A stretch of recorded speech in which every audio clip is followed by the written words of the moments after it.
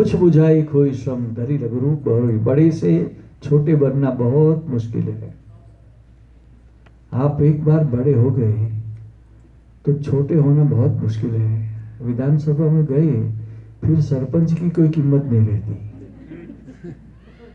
ये सुंदरकांड ये सिखाता है कि चाहे आप टॉप लेवल पर हो मगर एकदम लो लेवल पर कैसे रहना है, डाउन टू अर्थ कैसे रहना है, वो सुंदरकांड सिखाता है।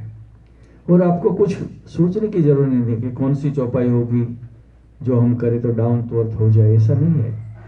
सुंदरकांड स्वभाव में परिवर्तन करता है।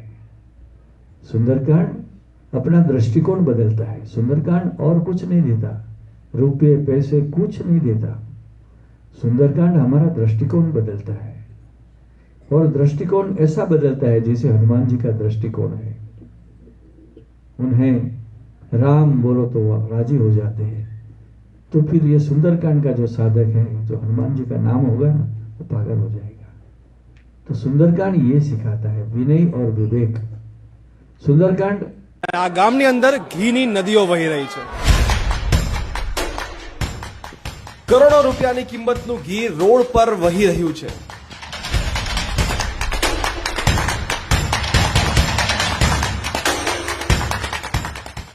ગાંધીનગરનું રૂપાલ એટલે કે રૂપાવટી ગામ, જ્યાં નવરાત્રીના નોમના મધરાતે વરદાયની માતાની પલ્લી નીકળે છે અને આ પલ્લી પર ગામના લોકો દ્વારા ઘીનો અભિષેક કરવામાં આવે છે। દરેક ચોક પર ભક્તો દ્વારા હજારો લીટર ઘી એકત્રિત કરીને પલ્લી પર ચડાવવામાં આવે છે। આ હજારો લીટર ઘી ગામના રસ્તાઓ પર વહેતું થાય છે અને કંઈક આ પ્રકારના દ્રશ્યો સર્જાય છે।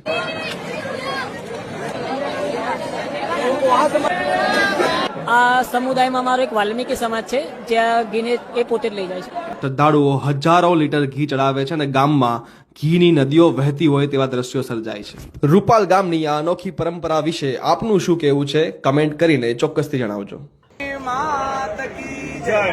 આજથી 12 મહિના પહેલા માતાજીના ચોકમાં ગાવા માટે આવ્યો ત્યારે મને સખત પથરી ઉપડેલી અને માને વિનવતા કીધું કે માં જગદંબા, જો તું આ મઢમાં સાક્ષાત બેઠી હોય વરદાયની તો મારી પથરી જળ મૂળથી તું લઈ લેજે। અને અત્યારે મેં 2 વખત સોનોગ્રાફી કરાઈ, મારા પેટમાં એક પણ પથરી નથી। એ નિમિત્તેનો માતાજીની પલ્લીમાં આ એક ડબ્બો ઘી હું સાગર પટેલ હું